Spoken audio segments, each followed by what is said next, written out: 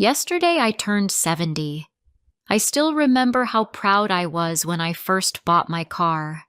It was many years ago, when I was much younger and full of energy. I used to drive everywhere.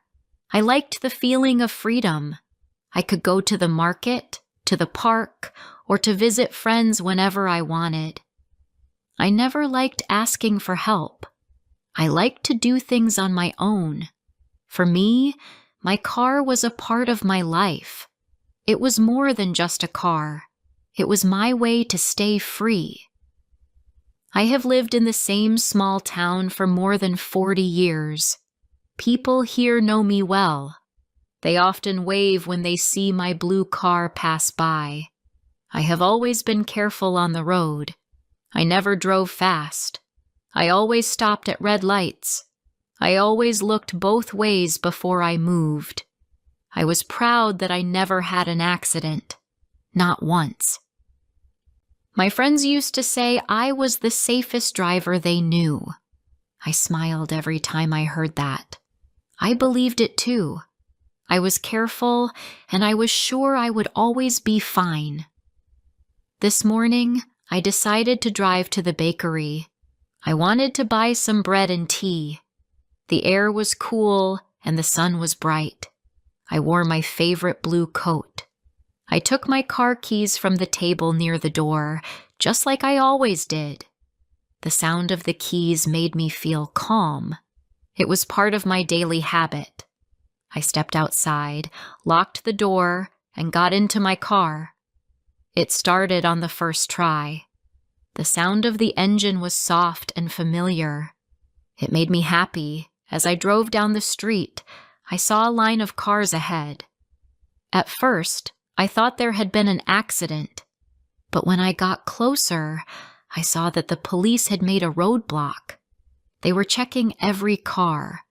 It seemed strange, but I stayed calm. I had nothing to hide. I waited for my turn. When I reached the front, a young officer asked me to stop and open the window. He smiled politely and asked for my driver's license. I looked in my small purse and pulled out the old paper card I had carried for years. It was a little worn, but it was mine. I handed it to him with confidence. He looked at the card for a long moment. Then he looked back at me. His face changed. It was still calm, but serious now. "Ma'am," he said, "can you please step out of the car?" I felt confused. "Is there a problem, officer?" I asked. He said, "Please just step out for a moment." I opened the door and stood beside my car. The air felt a little colder now. Another officer walked over and looked at the same card. They spoke quietly to each other. I could not hear what they were saying. I waited, holding my coat close. Finally, the first officer turned to me. His voice was kind, but firm. "Ma'am," he said, "it seems there is a problem with your license." I frowned. "What problem?" I asked. He sighed softly. "It looks like this document was never recorded in our system. It does not show up anywhere. Are you sure this is your official driver's license?" I stared at him, surprised. "Of course it is," I said. "I've had it for more than 40 years. I've been driving since I was young. There has never been a problem before." He gave me a gentle look. "I understand," he said. "But according to our records, there is no license under your name." I felt my face grow warm. I could not believe it. "That can't be right," I said quickly. "I have been driving for years. I've never had an accident." "I follow all the rules." The officer nodded. "I believe you," he said. "But the law says we cannot let you drive without a valid license." I stood very still. I could hear cars passing on the other side of the road. I could hear a bird singing somewhere far away. I did not know what to say. The officer asked if someone could come to pick me up. I said no. I lived alone. He offered to call a taxi for me. I thanked him, but my hands were shaking. It felt strange to stand beside my car and not be allowed to drive it. He spoke gently again. "Ma'am, I'm really sorry, but we must take the car until this is checked." I watched as another officer drove it slowly to the side of the road. My car looked small and lonely. I felt a sharp pain in my heart, not from anger, but from sadness. It was like losing a piece of myself. They gave me a paper and told me to go to the traffic office the next day. I walked to the taxi they called for me. The driver was an older man, maybe around my age. He looked at me through the mirror and said kindly, "Rough morning?" I smiled weakly. "You could say that," I replied. He nodded but did not ask more questions. The ride was quiet. I looked out the window and saw the familiar streets passing by. The bakery, the post office, the park. Places I had visited for years. But today they looked different, almost distant. When I got home, I sat in my chair and stared at the keys in my hand. They looked useless now. I tried to think. How could I have no license? I remembered the day I got it. I could see the small building, the line of people, the man at the counter giving me the paper. I remembered everything clearly, or at least I thought I did. I went to my small box of papers and looked through old documents. Bills, photos, letters, but nothing about my license. I found the card again and looked closely. The letters were faded, the corners soft. For the first time, I wondered if it was real. Later that evening, my neighbor Jane came by to bring me soup. She is a kind woman who lives 2 houses away. She saw my car missing and asked if everything was all right. I told her what happened. She looked worried. "Oh dear," she said softly. "Maybe they made a mistake. Or maybe you had a license a long time ago, and it was never renewed." I shook my head. "No, I remember," I said. "I remember getting it. I remember everything." But as I said the words, I felt less sure. She put her hand on my shoulder. "You've been through a lot," she said gently. "Maybe tomorrow we can go together to the office. I'll drive you." That night, I could not sleep well. I kept thinking about my car and the police officer's serious face. I felt small, like a child who had done something wrong. I did not like that feeling. I had always taken care of myself. I had lived alone since my husband passed away many years ago. I paid my bills, cooked my meals, and went where I needed to go. I did not need help from anyone. But now, for the first time, I felt afraid. What if they said I could never drive again? What would I do then? I could not imagine staying home all the time. My car was my way to feel alive. When morning came, I made tea and sat by the window.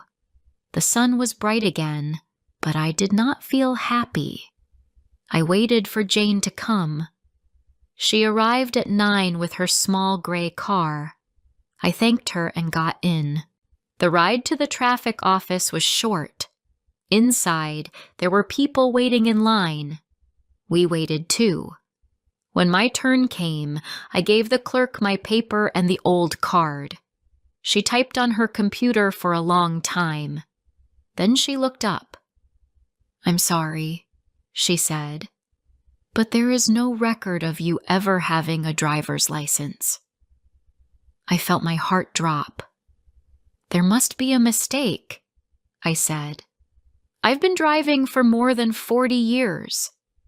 She looked at me kindly. "Maybe it was under another name, or maybe it was never made official."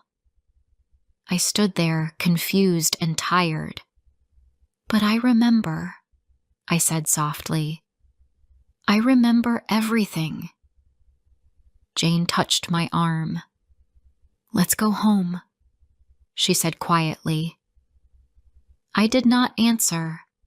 I followed her to the car, but inside I felt lost.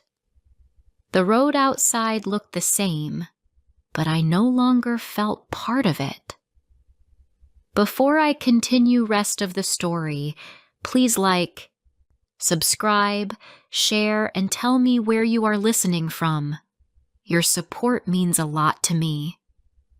Now let's continue. The next few days were hard. I tried to stay calm, but I could not stop thinking about what happened. I sat at home most of the time. My car was not there, and the house felt quiet and empty. I looked out the window and watched other cars passing on the road. I saw people going to work or shopping. I wanted to be like them again. I wanted to drive. I wanted my life to feel normal. Jane came to visit almost every day. She brought food and asked how I was feeling. I said I was fine, but she could see I was not. She said she would help me talk to the traffic office again. She thought maybe they could find some old record or file. We went again that Friday. I took all my old papers, even school documents and old bills. I wanted to show that I had lived here for many years. I wanted them to see that I was honest. At the office, another clerk checked everything. She looked young and friendly. She said she would try to search again. She typed on her computer for a while. Then she looked up at me and smiled softly. "I'm sorry, ma'am," she said. "There is still no record." I felt tired. "Are you sure?"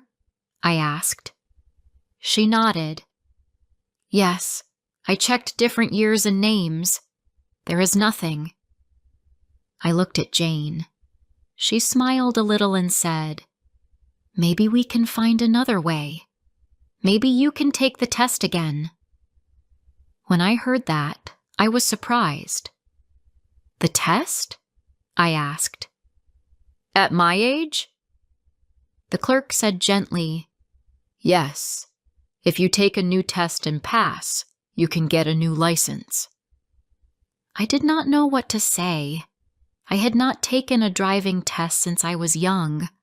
My hands felt weak. "I don't know," I whispered. Jane touched my arm. "You can do it," she said kindly. "You are a good driver.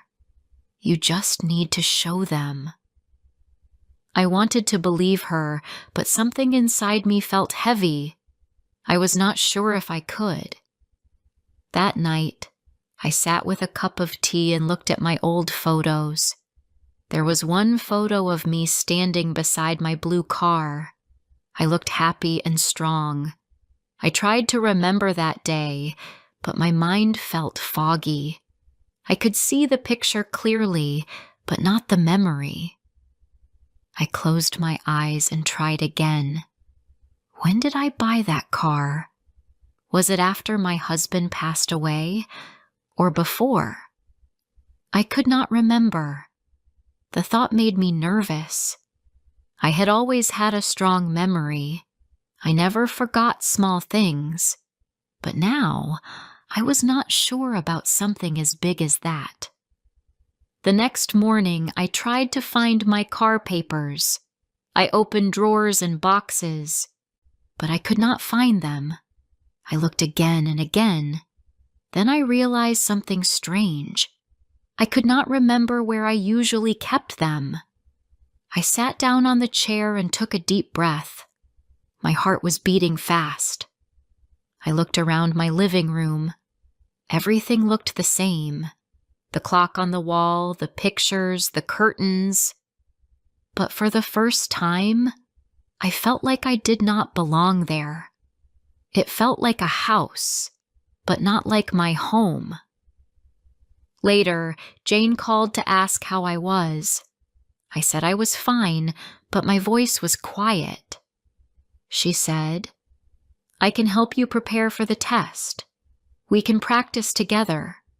I'll drive, and you can explain what you would do." I thanked her. I wanted to say yes, but I was scared. What if I could not remember the signs? What if I made a mistake? Still, I agreed. That afternoon, she picked me up. We drove around the quiet part of town. Jane pointed to signs and asked, "What does this mean?" I looked at one and said, "Stop." She smiled. "Good." Then she pointed at another one. It was a yellow triangle. I looked at it for a few seconds. The word on it looked strange. I knew I had seen it before, but I could not remember what it meant. "Careful," I said slowly, unsure. Jane nodded gently. "Yes, close enough." She tried to stay positive, but I could see the worry in her eyes. We drove for about an hour. I felt tired when we came back. My head hurt a little. When I got out of the car, I held the door for support. Jane said, "You did great today. We'll do more next week." I smiled weakly. "Thank you." When she left, I sat on the couch and stared at the floor. I tried to remember the second sign again, but the word was gone. I closed my eyes, but it did not come back. The next day, I went to the kitchen to make breakfast. I put the kettle on the stove and waited for it to boil. I sat down for a moment, but then I forgot why I had gone there. I looked around and saw the kettle still cold. I had not turned on the gas. I felt a small fear grow in me. I got up and turned it on, but I stayed close, afraid to forget again. I began to write small notes on paper. "Turn off the gas. Take your medicine. Lock the door." I stuck them around the house. It helped a little, but sometimes I forgot to look at them. Jane noticed when she came again. She said softly, "Maybe you should visit a doctor, just to be sure." I wanted to say no, but I knew she was right. So the next week, we went to see one. The doctor was kind. He asked many questions about my memory. "Do you sometimes forget names or dates?" he asked. I said yes. "Do you ever lose things or forget where you put them?" I said yes again. He smiled gently. "It's normal to forget some things as we get older," he said. "But maybe we can do a small test to check your memory." He asked me to remember 3 words: apple, chair, and river. Then he asked me to count backward from 10. After that, he asked for the 3 words again. I remembered only 2. I tried hard to think, but the 3rd one would not come. When we left, Jane held my hand. "You did well," she said, but I could see the worry on her face. I asked softly, "Did I do something wrong?" She shook her head. "No, not wrong. Maybe just tired." But I knew she was not telling me everything. That night, I looked at myself in the mirror. My face looked older than I remembered. My hands had small spots. My hair was thin and white. I thought about the police officer, the missing license, and the car I could not drive anymore. It felt like my life was slowly changing. I wanted to fight it, but I was so tired.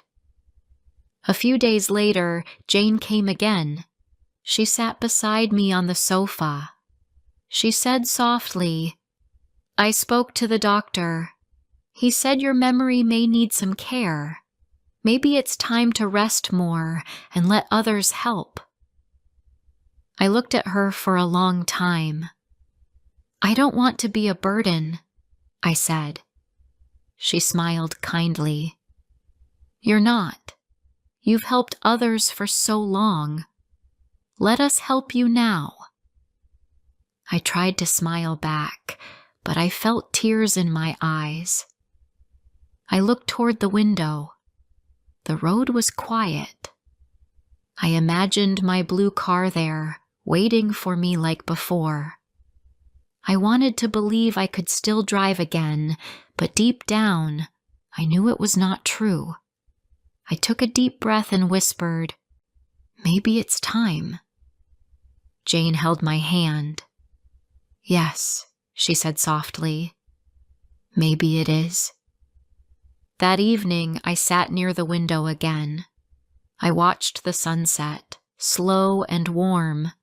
The sky turned orange, then pink. The light touched the old photos on the table.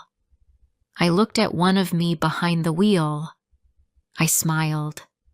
It was a good memory, even if I could not remember every detail. I felt calm. Maybe I did not need to drive anymore. Maybe I just needed to remember who I was. Not with papers, not with cars, but with love and peace. A few weeks passed. I started to stay home more often. At first, I felt restless. I missed my car and the noise of the road. I missed seeing the world from behind the wheel. I used to go to the market, the park, the bakery. Now I waited for others to visit me. I tried to keep busy. I watered my small plants and made tea in the mornings. I watched birds on the fence. They came and went freely. I liked that. They could go wherever they wanted. I watched them and smiled, but sometimes I felt a little sad too. Jane came every few days. She brought food and flowers. She told me stories about the town. She said the bakery had a new sign and the library got new books. I liked listening to her. It made me feel part of the world again. Sometimes she asked if I wanted to take a short walk. I said yes, and we walked slowly along the street. She always held my arm, even when I said I was fine. The truth was, I liked when she did that. It made me feel safe. One morning, Jane came with her son Peter. He was tall and kind. He smiled and said, "Good morning, Mrs. Brown. How are you today?" I smiled back. "I'm fine. Thank you." He looked around the house and said, "You have a nice place." I thanked him again. He looked a lot like his mother. Calm, gentle, always smiling.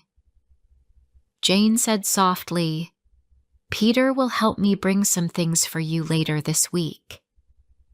I asked what things, and she said, "Just a few things to make the house easier for you. A better chair, a small bell if you need me, maybe some soft lights." I did not want to feel old, but I knew she only wanted to help. Later that day, I tried to make soup, but I forgot to turn off the stove. Jane came in time and helped me. She did not get angry. She just smiled and said, It's okay. I felt ashamed. I was careful all my life, but now I forgot simple things. I looked at her and said, I don't like this. I used to do everything by myself. She said softly, You still can, just not everything at once. It's all right to rest. I looked at her and said, I feel like I'm losing myself. She took my hand and said, You're not. You're still you. You're still the same person who drove everywhere and helped everyone. Her voice was warm, and for a moment I believed her. That evening I sat by the window again. The sky was gray, and a light rain began to fall. I watched people walking with umbrellas. I remembered how I used to drive in the rain. I always loved the sound of water on the car roof. I thought of the day the police stopped me. It felt so far away now. I no longer felt angry. I understood. The world was not against me. Time was just moving on. My car, my license, my memories. They were all parts of my story. I smiled a little. Even if I could not drive anymore, I had traveled far in my life. One afternoon, Jane took me to the doctor again. He said my memory was getting weaker, but I was doing well because I had good support. He said I should stay active and do small things every day. I thanked him and smiled. When we got home, I felt tired, but calm. I sat in my chair and looked at the light coming through the window. Everything looked soft and peaceful. Over time, I forgot more things. Sometimes I forgot where I put my glasses. Sometimes I forgot what day it was. Once, I forgot Jane's name for a few seconds. When I remembered, I felt scared and said sorry. She smiled and said, Don't worry, my dear. I'm here. I believed her. She never got angry. She spoke slowly and kindly. I started to write her name on a small card and kept it near my chair. Every time I looked at it, I smiled. One Sunday morning, I woke up and heard birds outside. I looked out the window and saw Jane and Peter washing my small car. I had forgotten it was still parked behind the house. They made it clean and shiny again. I opened the door and said, It looks beautiful. Jane smiled. We thought you'd like to see it clean. I walked slowly toward it. The car looked just like before, but I felt different now. I touched the door gently. It's been a long time, I said. Peter asked, Do you miss driving? I looked at him and said softly, Sometimes, but I think I've driven enough. Jane looked at me with kind eyes. Would you like to sit in it one last time? I smiled. Yes, please. They opened the door for me, and I sat inside. The seat felt the same. I held the steering wheel and closed my eyes. I could almost hear the road again. The sound of the wind, the music on the radio, the rhythm of the tires, all the things I used to love. I felt calm and warm. Thank you, I whispered. Jane said softly, You're welcome. That night, I slept well for the first time in weeks. My dreams were soft and full of light. I saw myself driving down an open road with the sun shining on the hills. The air was clean, and I felt free. When I woke up, I remembered the dream clearly. It felt real, like a goodbye that was gentle, not sad. In the following days, Jane helped me move to a smaller place near her home. She said it would be easier for her to check on me. The new home was bright and simple. I had a small garden outside and a soft chair by the window. Jane visited every day, and sometimes Peter came too. I started to forget things more often, but I was no longer afraid. I knew I was safe. I did not need to drive anywhere anymore. The world could come to me. One afternoon, Jane brought me tea and said, "Do you remember the day we first went to the traffic office?" I smiled a little. "Yes, I think so." She said, "You were very strong that day. You didn't give up." I looked at her and said, "I thought I was losing everything, but maybe I was just learning to let go." She smiled and said, "Maybe that's true." As the months passed, I learned to live slower. I enjoyed small things: the smell of tea, the song of birds, the soft light in the morning. Sometimes I forgot the names of places or faces, but I never forgot kindness. Jane and Peter became like family to me. When I saw them, I always smiled. I may not remember every detail of my life, but I knew that I was loved, and that was enough. One evening, Jane said, "You know, I think your blue car is still waiting for you." I smiled. "Let it wait," I said softly. "I don't need to drive now. I'm already home." I looked out the window and watched the sky turn golden. The day was ending, but it was beautiful. I thought about my life, all the roads I had taken, all the turns, all the memories. Some were clear, some were not, but they were mine. I closed my eyes and smiled. I had lived well. I had loved. And even if I no longer remembered everything, I still knew who I was: a careful driver, a strong woman, and a soul at peace. Thank you for listening to this story. If you enjoyed this story, please like the video and subscribe to English Medium Stories. Stay with us for more classic stories in easy English. My name is Sophie. I am 25 years old. I live in a small city. My life was simple before. I studied, I worked, and I spent time with my family. But then something new took over my life. It was not a person. It was not a place. It was my phone. My phone became my world, and slowly I lost myself inside it. At first, I only used my phone a little. I looked at pictures of my friends. I watched short videos. I liked posts. I thought it was fun. Everyone used social media, so I thought it was normal. I did not see a problem. I told myself it was just for a few minutes. I told myself it was only for fun.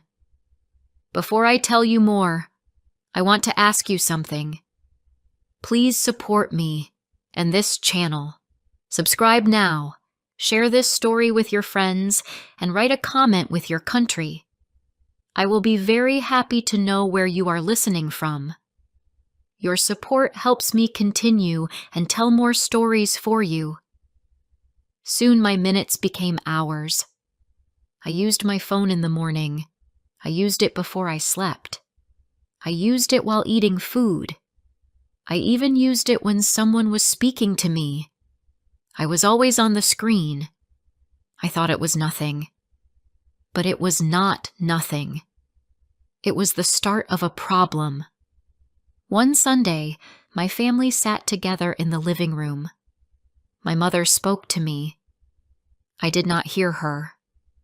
My father said my name 2 times. Still, I did not look up. My brother said, "She only looks at her phone now." They laughed, but I did not laugh. I kept scrolling. I felt more safe with my phone than with people. I started to feel far from my own family. I told myself that social media gave me friends. I saw pictures of smiling people. I saw parties and holidays. I saw travel and money. I thought they were happy. Then I looked at my own life. I did not travel. I did not have new clothes. I did not go to parties. My life looked boring to me. I felt small. I felt less. I started to compare myself with every picture. I forgot that those pictures were not real life. They only showed the best parts. But my brain did not see that. My brain believed what I saw. Day by day, I used more time on my phone. I woke up and touched my phone before brushing my teeth. I looked at the screen until late at night. My eyes hurt. My head felt heavy. Still, I could not stop. I told myself, just 5 more minutes. But 5 minutes became 1 hour. 1 hour became 3. I lost my time. I lost my focus. I wanted to study one evening. I opened a book. After 5 minutes, I picked up my phone again. I could not stay with the book. I could not stay with one thing. I moved always to my phone. My mind was not calm. My body was not calm. I felt anxious without the phone. I even took it with me to the bathroom. I did not want to be without it for one moment. My work also started to suffer. I came late to meetings. I did not finish my tasks on time. My boss asked me what happened. I said I was tired. I said I did not sleep, but the truth was different. I wasted hours with my phone. I wasted hours when I should have worked. I wasted hours when I should have rested. I lied to myself and to others. My health became weak. I sat too long in one place. I did not move much. My back hurt. My eyes burned. My skin looked pale. My face looked sad. I wanted to stop, but I could not. My hands always reached for my phone. I could not control it. My mind wanted the next like, the next picture, the next video. At night, I did not sleep well. I kept my phone near my pillow. I woke up many times. I looked at the screen again and again. Sometimes I used my phone until morning. Then I felt tired the whole day. I had no energy. My body was slow. My thoughts were slow. My life was not moving forward. It was only stuck inside the small screen. My friends also saw the change in me. One day, my best friend invited me to her birthday party. I said yes, but on the day of the party, I stayed home. I told her I was sick. The truth was, I stayed in bed with my phone. I scrolled for hours instead of seeing her. Later, she sent me pictures. They all looked happy. I felt guilty. I felt sad. I wanted to be there. But I was trapped. I was alone with my phone. I became more lonely. I did not talk much to my family. I did not meet my friends. I only looked at my phone. But the phone did not care for me. The phone did not love me. It only gave me more reasons to feel weak and sad. I started to believe that my life was not good. I started to believe that I was not enough. I asked myself, can I stop for 1 hour? Can I put my phone down? I tried. I turned it off. After 10 minutes, I picked it up again. I could not wait. My heart was not calm. My mind was not calm. I felt afraid without it. I knew this was not normal. I knew I was addicted, but I did not know how to stop. One day my father told me, "Sophie, you are not the same. You do not smile like before. You do not sit with us. You do not speak with us." His words hurt me. I wanted to answer him. I wanted to say he was wrong, but he was right. I was not the same. I was not the girl I was before. That night, I thought about my life. I thought about my lost hours. I thought about the time I gave away.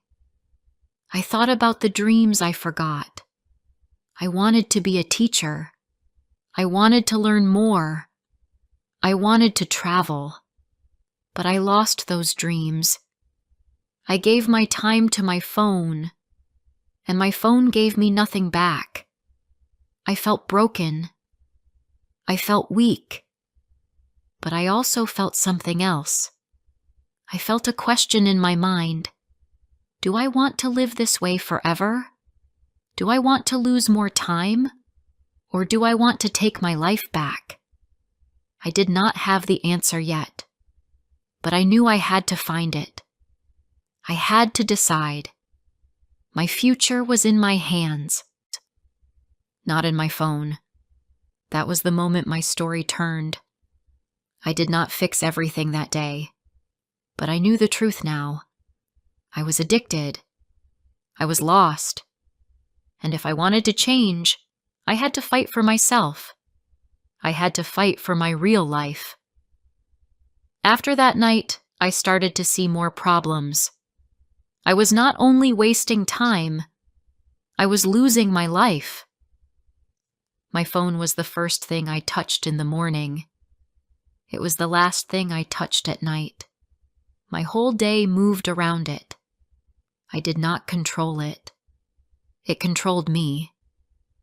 My mother asked me to help with cooking. I said I was busy, but I was not busy. I was only scrolling. My father asked me to walk with him. I said no. I wanted to stay in bed with my phone. My brother wanted to play a game with me. I said later, but later never came. I chose my phone over them. They were near me, but I lived far away inside the screen. I started to miss important things. I forgot my friend's exam. I forgot my cousin's wedding. I forgot family meals. I was always late. I was always distracted. People stopped calling me. They stopped inviting me. They said, "She never comes." And they were right. I was not present for them. I was not even present for myself. My body also showed the pain. I gained weight. I ate snacks while using my phone. I did not walk much. I sat in one place for hours. My back hurt. My eyes burned. I had headaches often. At night, I did not sleep well. I stayed up until 2 or 3 in the morning. I woke up late and felt tired all day.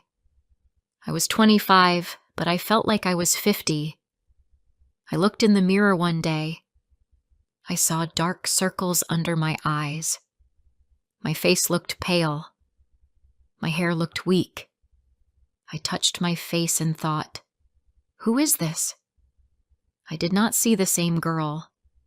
I saw a stranger. I felt sad, but then I picked up my phone again. I wanted to escape. I wanted to forget my feelings. But each time I escaped, I fell deeper. One morning, I went to work very late. My boss called me into her office. She looked serious. She said, "Sophie, this is not good. You are not the same. You are late. You are not focused. You do not finish your work." I tried to smile. I said I was sick, but she knew. She said, "If this continues, you may lose this job." Her words stayed in my head. Lose my job? I could not believe it. I wanted to cry.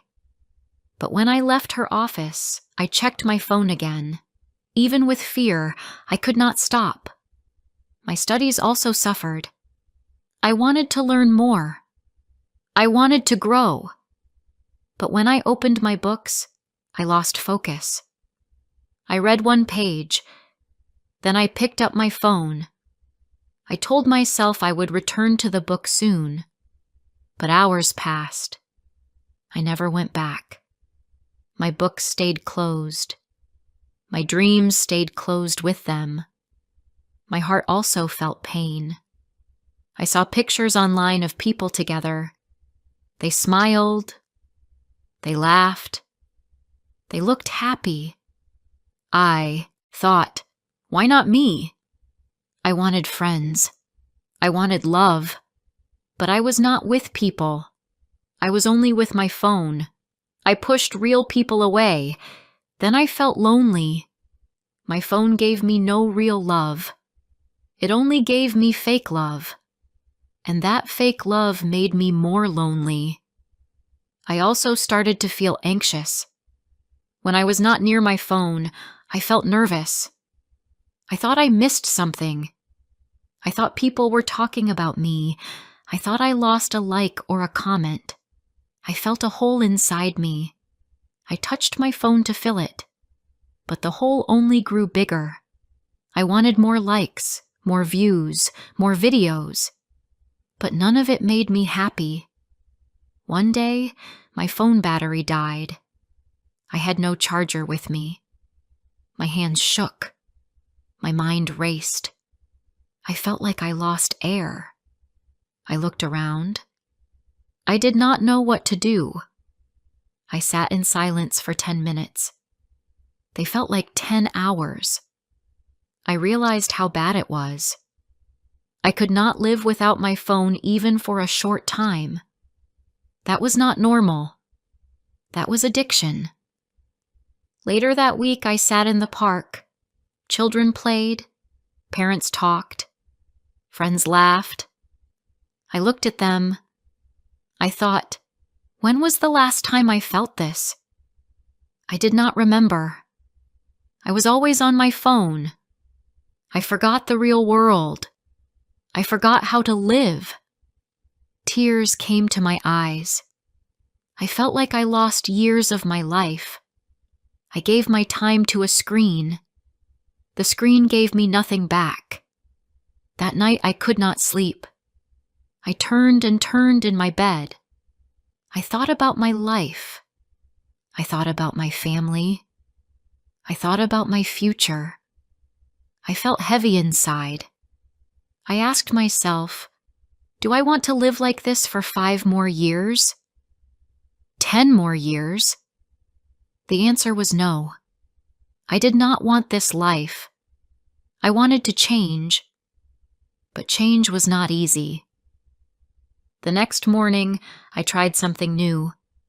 I turned off my phone for 1 hour. I told myself, I can do this. At first, I felt nervous. I looked at the clock many times. I wanted to pick up my phone. My hands moved toward it, but I stopped. I walked in my room. I looked outside the window. I saw the sun. I saw people walking. I felt strange, but also free. 1 hour passed. It was hard, but I did it. I told myself, maybe I can do 2 hours next time. It was a small step, but it was something. I also decided to move my phone away from my bed at night. I put it in another room. The first night was hard. I wanted to run and get it. But I stayed in bed. I looked at the ceiling. I closed my eyes. After some time, I slept. In the morning, I felt more fresh than before. I also tried to spend more time with my family. My mother cooked dinner. I put my phone away. I looked at her. I listened to her. She smiled at me. It felt warm. My father asked me to walk. This time, I said yes. We walked slowly. We talked about simple things. He told me he was happy to walk with me again. My brother asked me to play. I said yes. Laughed. For the first time in a long time, I felt real. I felt alive. But it was not easy every day. Some days I failed. Some days I scrolled for hours again. I felt weak. I felt angry at myself. But then I tried again. I told myself, step by step. I wanted to change. I wanted my life back. I wanted my dreams back. I knew it would take time. I knew it would take strength. But I also knew one thing. I could not continue like before. My future was waiting. My family was waiting. My life was waiting. I had to keep trying. I had to keep fighting. I had to choose real life over fake life. And deep inside, I started to feel hope. Hope that I could change. Hope that I could be myself again. Hope that my story was not over yet. My fight was hard, but it was not finished. It was only the beginning. The days after my first steps were not simple. Some mornings I woke up and felt strong. I put my phone away and made tea. I sat with my family. I talked with them. I felt light. But other mornings I failed. I reached for my phone before I even opened my eyes. I scrolled for hours and forgot the day. It was a fight inside me every single day. I learned that change is not fast. Change is slow. It is step by step. One small win each day. I told myself this again and again. Even when I failed, I stood up again. I did not give up. I wanted my life back, and I had to keep fighting for it. I made one more rule for myself. I decided to turn off all notifications.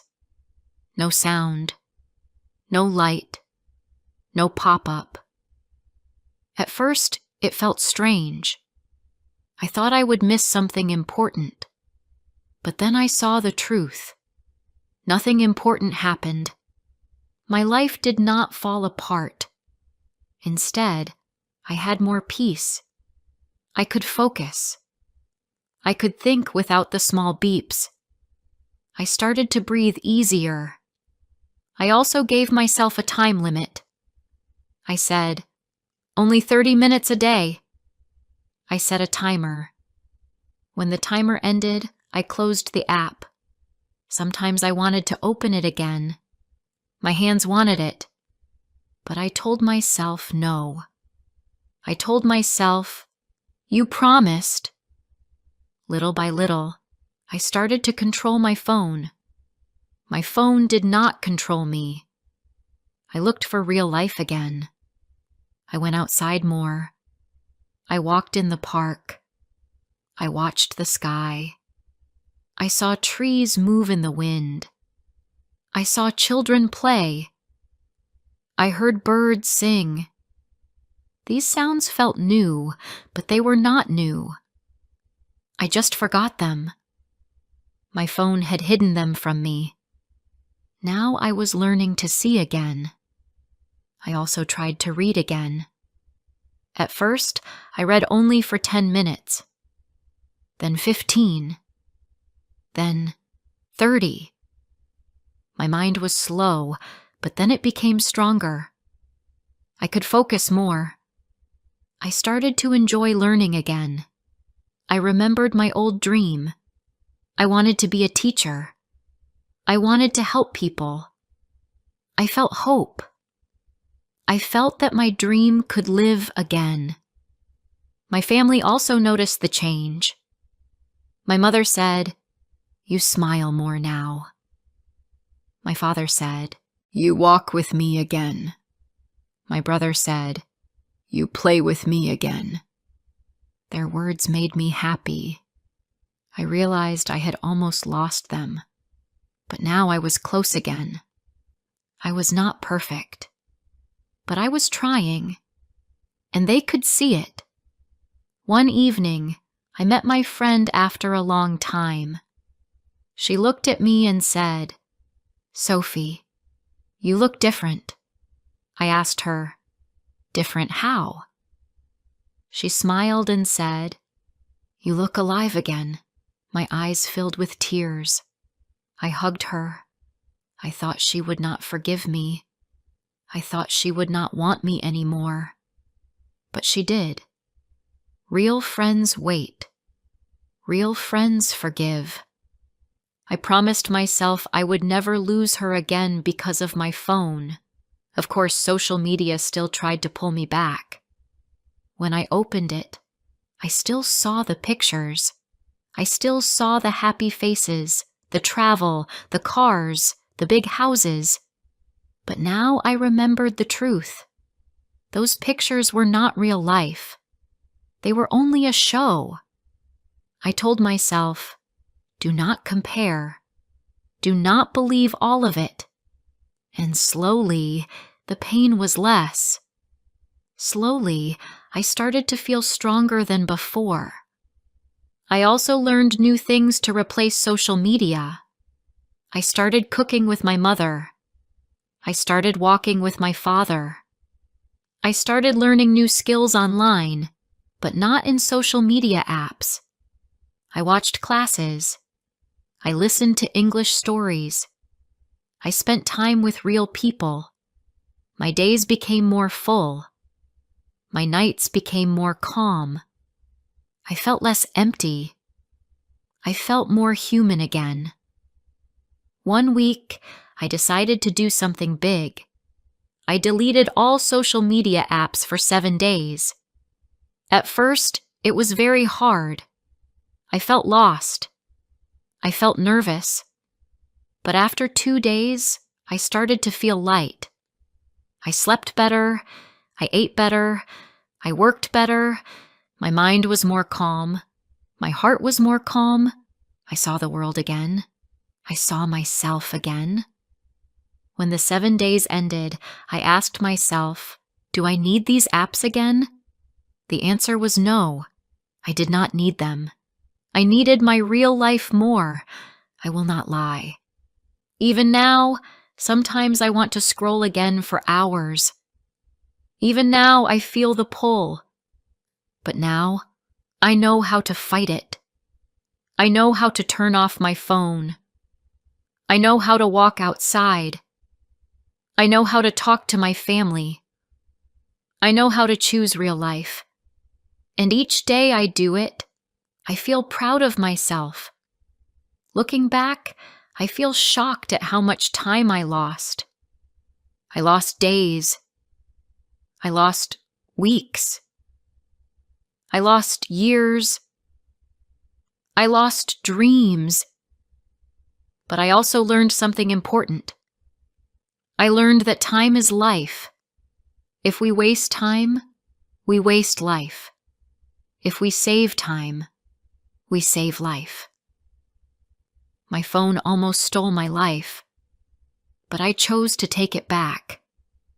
Now, I am 25, but I feel young again. I feel new. I have more energy. I have more hope.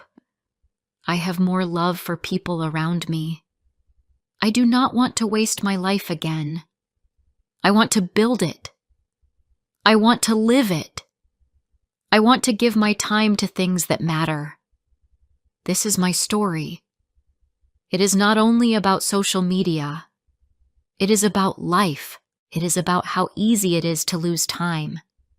It is about how hard, but also how possible it is to take time back. I hope my story helps you too.